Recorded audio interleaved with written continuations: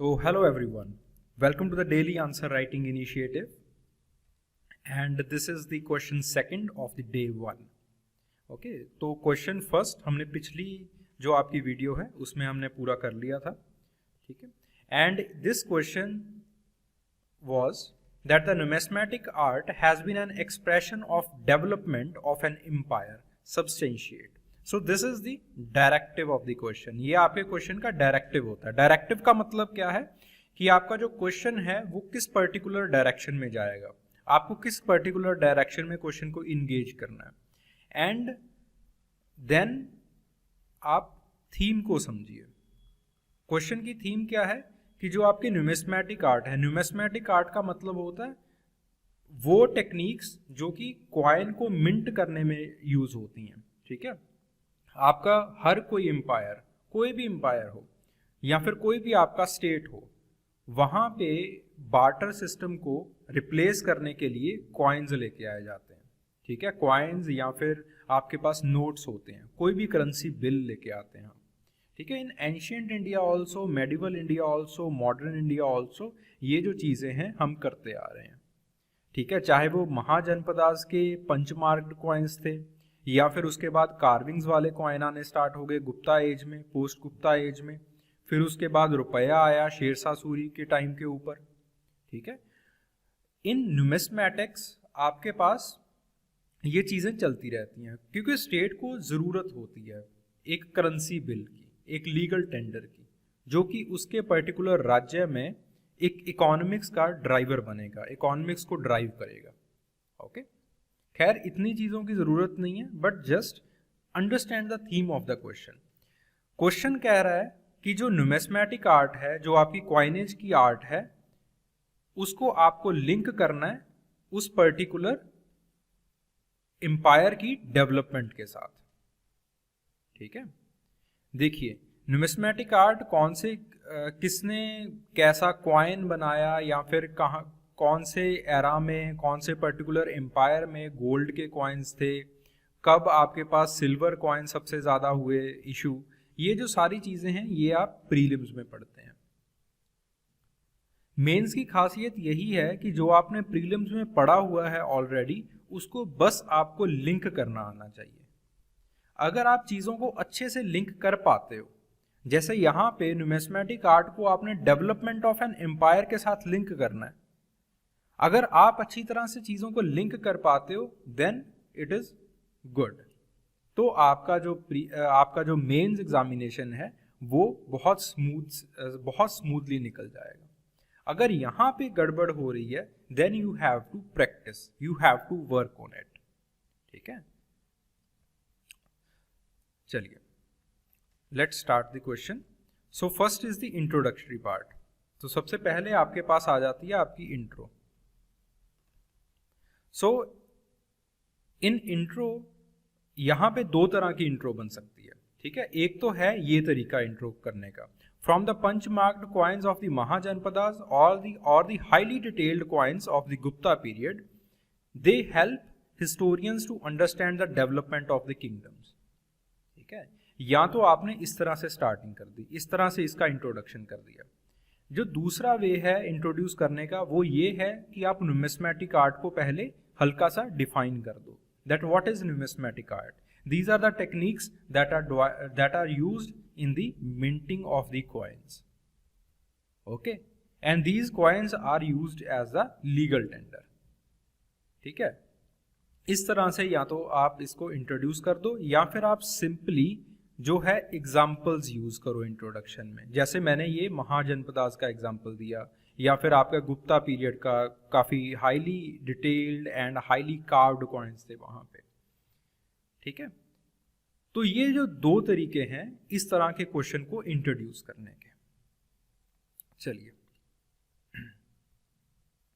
So now see now the second part of the question. Second part of the question में I have used some analysis use किए हैं to show कि कैसे आपका जो economic development है it results into good quality of the coins. अगर आपका इकोनॉमिक डेवलपमेंट अच्छा होगा तो सरकार अच्छा टैक्स कलेक्शन कर पाएगी. अच्छा क्वांटम होगा सरकार के पास टैक्स कलेक्शन का। अगर सरकार के पास अच्छी खासी टैक्स कलेक्शन है तो वो अच्छी खासी स्पेंडिंग कर पाएगी on the minting of coins, ठीक है। And the vice versa is also true. Vice versa इसका क्या होगा, अगर इकोनॉमिक डेवलपमेंट गिरती जा रही है तो सरकार का टैक्स कलेक्शन भी गिरता जाएगा। अगर सरकार का टैक्स कलेक्शन गिरता जा रहा है तो इसका मतलब क्या है कि सरकार को जो अपनी स्पेंडिंग है उसको भी कम करना पड़ेगा। Okay, and this can be understood by the following points. अब देखिए यहां पे ये जो पैराग्राफ है it is also a connector.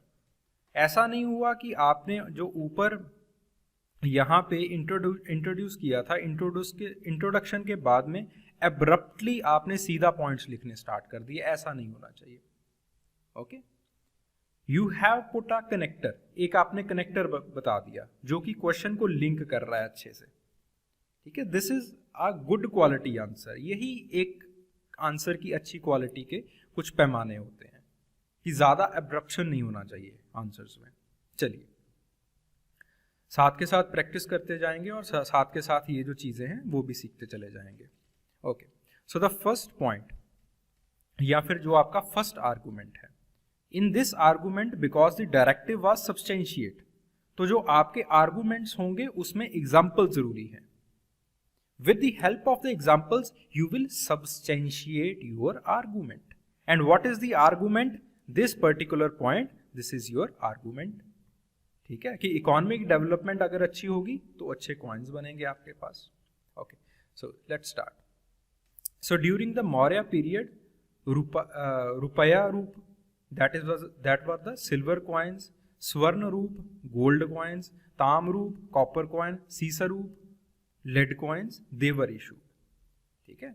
They were more heavier and more pure than the Mahajanpadas, okay, because in the Mauryan period आपके पास क्या होना स्टार्ट हो गया, एक चक्रवर्ती साम्राज्य बना।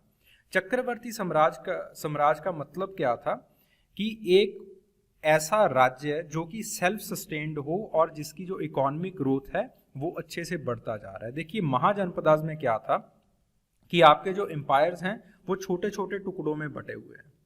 देन उसके बाद एक चक्रवर्ती साम्राज्य या फिर चक्रवर्ती सम्राट का एक कंसेप्ट आया। उतना राज्य जो कि सेल्फ सस्टेन्ड बन सके और अपनी इकोनॉमी को खुद ड्राइव कर सके, ठीक है। उसकी जो पॉपुलेशन है वो इतनी हो और इतनी प्रॉस्परस हो कि वो खुद डिमांड जनरेट कर सके और खुद ही डिमांड को प्रोड्यूस भी कर सके, ठीक है।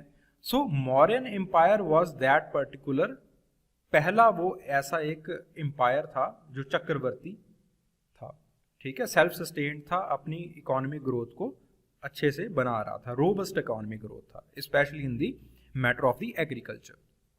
देन उसके बाद कुशान्स आए। कुशान्स के टाइम के ऊपर रोबस्ट ट्रेड एंड कॉमर्स हुआ, खूब सारा ट्रेड और कॉमर्स होने लगा। Because of that trade and commerce again the economy was booming and again they had issued a lot of gold coins.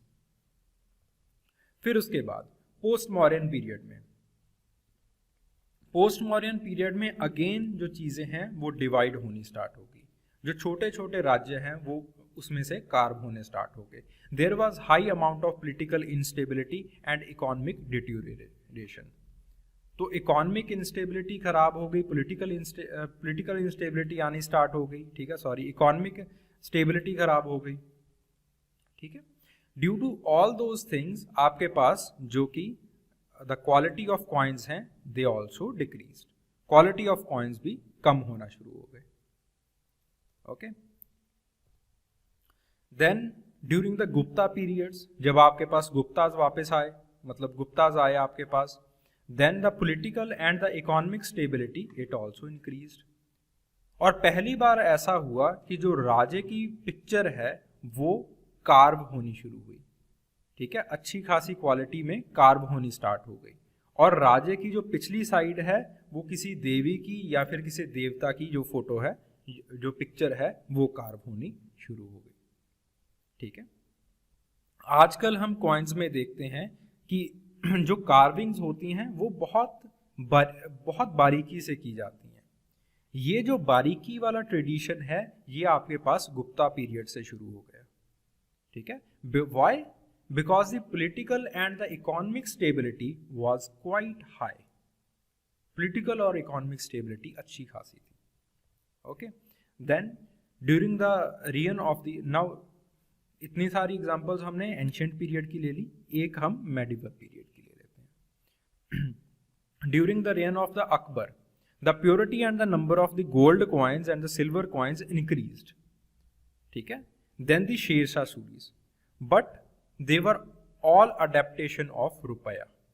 Sher Shah Suri ने, जो आजकल आप रुपया यूज करते हो, जिसको आप रूपी भी कह देते हो, तो ये जो कंसेप्ट है ये शेरशाह सूरी ने स्टार्ट किया था।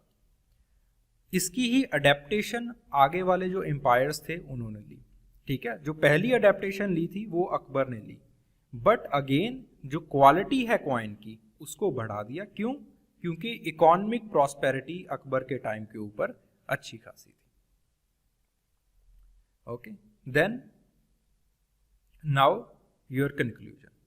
इन conclusion try to write your view point, अपना व्यू पॉइंट लिखने की कोशिश कीजिए।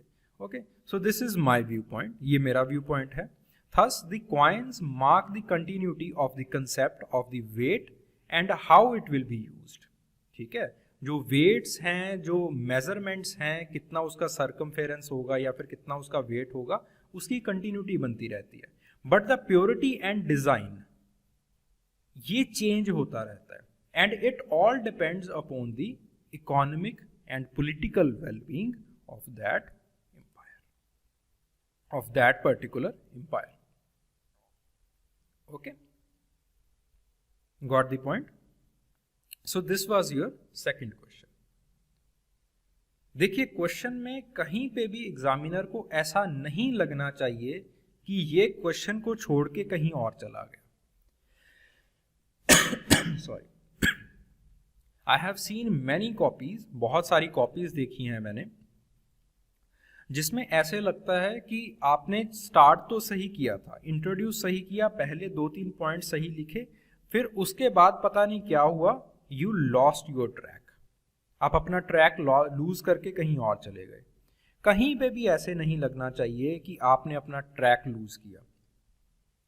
Try to see the question through that particular lens. कोई भी आप पॉइंट लिख रहे हो, कोई भी पॉइंट लिख रहे हो, उसको कनेक्ट करना है क्वेश्चन के साथ, ठीक है। For example any point that I have written, चाहे वो अकबर वाला पॉइंट था, गुप्ता पीरियड वाला पॉइंट था, मौर्यस वाला पॉइंट था,